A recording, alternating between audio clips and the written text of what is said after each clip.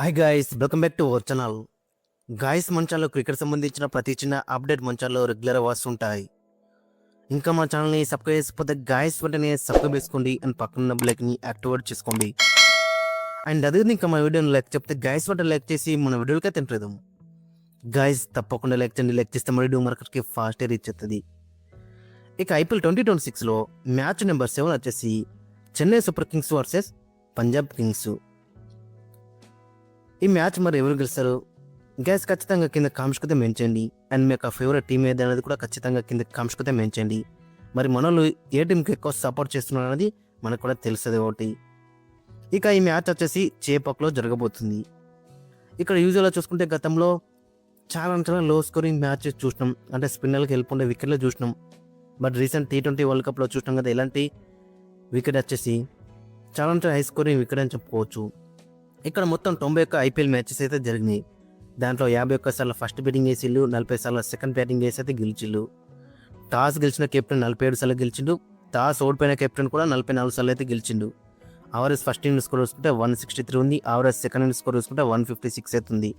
Toss గెలిచిన ఓడిపోయిన పెద్ద ఫరాక్ అయితే ఉండదు, అంటే ఈ స్టార్స్ ప్రకారం మనం చూసుకుంటే. బట్ రీసెంట్ టైమ్స్లో చూసుకుంటే చేజింగ్ టీంకే చాలా అడ్వాంటేజ్ అయితే మనకైతే కనబడుతుంది. ఇక చెన్నై సూపర్ కింగ్స్ ఇక్కడ 77 మ్యాచ్లు ఆడితే దాంట్లో 51 సార్లు అయితే గెలిచింది, 25 సార్లు ఓడిపోయింది, ఒక మ్యాచ్ 9 సార్లుగా మూసింది. చాలా మంచి రికార్డ్ అయితే ఉందని చెప్పుకోవచ్చు అక్కడ చెన్నై సూపర్ కింగ్స్కి. ఇక వీరి మధ్య హెడ్ రికార్డ్ చూసుకుంటే మొత్తం 33 మ్యాచ్ల్లో 17 సార్లు చెన్నై సూపర్ కింగ్స్ గెలిచింది, 15 సార్లు పంజాబ్ కింగ్స్ గెలిచింది, ఒక మ్యాచ్ టై అయింది. హెడ్ పరంగా చూసుకుంటే 2 మ్యాచ్లు కొంచెం స్లైట్ ఎడ్జ్ సిఎస్కేకి ఉన్నప్పుడు కూడా టీమ్స్ వేజ్ చూసుకుంటే ప్రస్తుతం పంజాబ్ కింగ్స్ చాలా స్ట్రాంగ్గా కనబడుతుంది. ఇక టీమ్స్ అయితే ఫస్ట్ మనం చెన్నై సూపర్ కింగ్స్ టీంలో ఒకసారి చూస్తే వీళ్ళు చాలా డిసప్పాయింట్ తీసిళ్ళు. ఫస్ట్ మ్యాచ్లో RRకి ఎగ్నెస్ట్గా వీళ్ళ నెట్ రన్ రేట్ చూసుకుంటే -4 అవుతుంది. చాలా డిసప్పాయింట్మెంట్ పర్ఫార్మెన్సే కనబడ్డది. ఫస్ట్ బ్యాటింగ్ వేస్తూ RR పైన 127కే ఆల్ అవుట్ అయ్యారు. వీళ్ళకు మెయిన్ బ్లో వచ్చేసి MS ధోని అండ్ డెవల్ బ్రావిస్ లేకపోవడం అనేది పెద్ద బ్లో అని చెప్పుకోవచ్చు. ఇక గత మ్యాచ్లో ఇద్దరు ఓపెనర్స్ కూడా చాలా డిసప్పాయింట్మెంట్ అయితే చేసిళ్ళు. సంజు సామ్సన్ పైన చాలా హోప్స్ అయితే పెట్టుకున్నారు సిఎస్కే ఫ్యాన్స్, బట్ అతను డిసప్పాయింట్ చేసిండు. మరోవైపు కెప్టెన్ రుతురాజ్ గైక్వాడ్ కూడా చాలా డిసప్పాయింట్మెంట్ అయితే చేసిండు. మరి వాళ్ళిద్దరు ఈ మ్యాచ్లో ఏ విధంగా రాణిస్తున్నారు అనేది ఇంట్రెస్టింగ్గా మనకైతే కనబడుతుంది. మెయిన్గా చూసుకుంటే సిఎస్కే పాయింట్ ఆఫ్ వ్యూ మనం చూస్తే ఓపెనింగ్ పార్ట్నర్షిప్ అనేది ఒక 80 రన్స్ వస్తే గిట్ట చాలా బెటర్ అయితే ఉంటుంది వీళ్ళకి. అదే ఓపెనర్స్ జల్దీ అవుట్ అయితే తర్వాత మనకి పెద్ద బ్యాటింగ్లో ఎక్స్పీరియన్స్ అయితే కనబడతలేదు. సో కాబట్టి ఓపెనర్సే మనకు అక్కడ మెయిన్గా కనబడుతున్నారు అని చెప్పుకోవచ్చు. మరి సర్ఫరాజ్ని కంటిన్యూ చేస్తారా, మరి మ్యాథ్యూ షాట్ ఎక్కడ ఆడతాడు? అండ్ రీసెంట్ రిపోర్ట్స్ ఏంటంటే డెవల్ బ్రావిస్ ఫుల్లీ ఫిట్ అయిందట, నెట్స్లో కూడా ఆడుతున్నాడట. సో నెక్స్ట్ మ్యాచ్ ఆడే ఛాన్స్ ఎక్కువ ఉందట. అప్పుడు ఖచ్చితంగా డెవల్ బ్రావిస్ మ్యాథ్యూ షాట్ ప్లస్లో ఆడే ఛాన్స్ అయితే మనకి ఎక్కువ కనబడుతుంది. మెయిన్గా చూసుకుంటే సిఎస్కేలో మెయిన్ ప్లేయర్స్ వచ్చేసి ఇద్దరు openers and Dewald Brevis and Shivam Dube. ఈ నలుగురు గిట్ట రాణించాలనుకో చాలా హై స్కోరింగ్ చూసే అవకాశం ఉంటుంది. ఒకరి గిట్ట ఫస్ట్ బ్యాటింగ్ వేస్తే గిట్ట నలుగురు దగ్గర నుంచి మంచి రన్స్ వచ్చినాయి అనుకో, చాలా పెద్ద టోటల్ వచ్చే ఛాన్స్ అయితే కనబడుతుంది. ఇక వీళ్ళ నలుగురు చుట్టూ మిగతా వాళ్ళు అయితే ఆడే ఛాన్స్ అయితే కనబడుతుంది.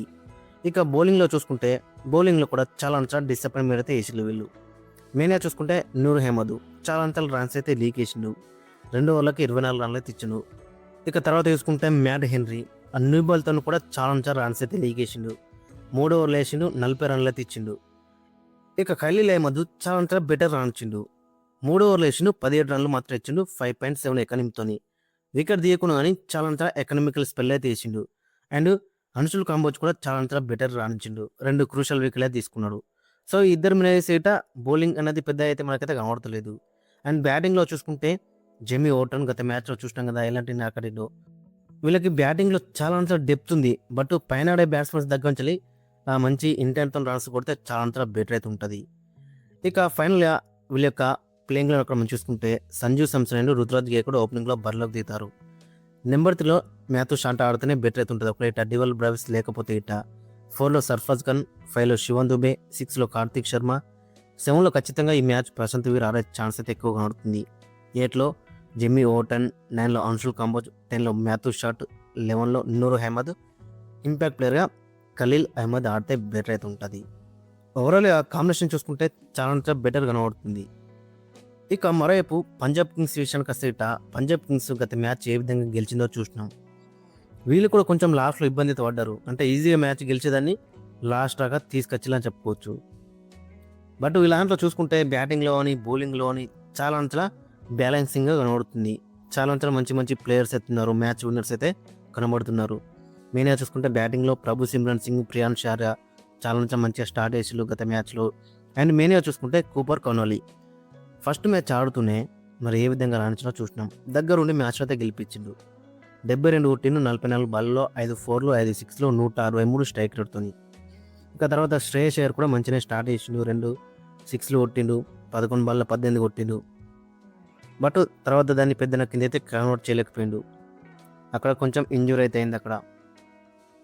బట్ ఎనీవే పెద్ద ఇంజ్యూరీ అయితే కాదు. నెక్స్ట్ మ్యాచ్ ఖచ్చితంగా ఆడతాడు. అండ్ రీసెంట్ న్యూస్ కూడా వచ్చింది 100% శ్రేయస్ అయ్యర్ ఫిట్ ఉన్నాడు, నెక్స్ట్ మ్యాచ్ ఆడతాడని. అండ్ తర్వాత చూసుకుంటే కొంచెం బ్యాటింగ్లో నేహల్ వాదేరా కానీ, శశాంక్ సింగ్ కానీ, మార్కో స్టోయినిస్ అండ్ మార్కో ఎన్సన్ కొంచెం డిసప్పాయింట్ చేసిళ్ళు. త్వరగా వికెట్లే తెచ్చిళ్ళు. బౌలింగ్లో చూసుకుంటే చాహల్ కానీ, వైశాఖ్ విజయ్ కుమార్ కానీ, మార్కో ఎన్సన్ కానీ చాలా బెటర్ రాణించులు. అండ్ హర్షదీప్ సింగ్ ఆ లాస్ట్ ఓవర్ మినగేసి ఫస్ట్ వేసిన 3 ఓవర్లు చాలా బెటర్ రాణించిండు. జావేర్ బార్లెట్ కూడా బ్యాటింగ్తో పాటు బౌలింగ్లో కూడా చాలా బెటర్ రాణించిండు. సో ఓవరాల్గా చూసుకుంటే చాలా బెటర్ టీమ్గా కనబడుతుంది పంజాబ్ కింగ్స్. ఇక ఫైనల్గా వీళ్ళ యొక్క ప్లేయింగ్ లెవెన్ మనం చూసుకుంటే ప్రియాంశు ఆర్య అండ్ ప్రభు సిమ్రన్ సింగ్ ఓపెనింగ్లో బరిలోకి దిగుతారు. నెంబర్ 3లో కూపర్ కనోలీ, 4లో శ్రేయస్ అయ్యర్, 5లో నెహల్ వాదేరా, 6లో శశాంక్ సింగ్, 7లో మార్కో స్టోయినిస్, 8లో మార్కో ఎన్సన్, 9లో జావేర్ బార్లెట్, 10లో హర్షదీప్ సింగ్, 11లో వైశాఖ్ విజయ్ కుమార్, ఇంపాక్ట్ ప్లేయర్గా యుజ్వేంద్ర చాహల్. ఓవరాల్ టీం మాత్రం చాలా బెటర్గా బ్యాలెన్సింగ్గా కనబడుతుంది. వీళ్ళు ఎటువంటి మార్పులు చేయకపోవచ్చు. ఒక్కవేళ టూ మచ్ స్పిన్నర్ల గిట్ట హెల్ప్ ఉంటే వైశాఖ్ విజయ్ కుమార్ ప్లేస్లో హర్ప్రీత్ బ్రార్ వచ్చే ఛాన్స్ అయితే కనబడుతుంది. అదొక మార్పు చేసే అవకాశం ఉంది. ఒకవేళ స్పిన్నర్లకు హెల్ప్ ఉంటేనే, ఎందుకంటే వైశాఖ్ విజయ్ కుమార్ గత మ్యాచ్లో చాలా బెటర్ బౌలింగ్ అయితే వేసిండు, వికెట్లు కూడా తీసిండు. కాబట్టి ఒకవేళ టూ మచ్ స్పిన్నర్లకు హెల్ప్ ఉంటేనే మరి అక్కడ హర్ప్రీత్ బ్రార్ వచ్చే ఛాన్స్ ఉంది. మరోవైపు సిఎస్కేకి వాళ్ళ ఓపెనర్స్ మెయిన్ అని చెప్పుకోవచ్చు. వాళ్ళ గిట్ట మంచిగా రాణిస్తేనే పెద్ద టోటల్ వచ్చే ఛాన్స్ ఉంటుంది. ఒకవేళ డివల్ బ్రావిస్ ఆడితే చాలా బెటర్ అయితే ఉంటుంది. ఒకవేళ ఫిట్ ఉంటే ఖచ్చితంగా అతనైతే ఆడతాడు మ్యాథ్యూ షాట్ ప్లేస్లో. అండ్ శివన్ దుబే కూడా కొంచెం ముందు వస్తే బెటర్ అయితే ఉంటుంది బ్యాటింగ్లో. గైస్ మరి మీరేమనుకున్నారో ఖచ్చితంగా కింద కామెంట్స్ అయితే మెన్షన్. కొంచెం స్లైట్ అడ్జస్ట్ వచ్చి పంజాబ్ కింగ్స్కే ఉందని చెప్పుకోవచ్చు. మరి మీరేమనుకున్నారు, ఏ టీం గెలుస్తుంది అండ్ మీకు ఆ ప్లేయింగ్ కూడా కింద కామెంట్స్ అయితే మెన్షన్ చేయండి.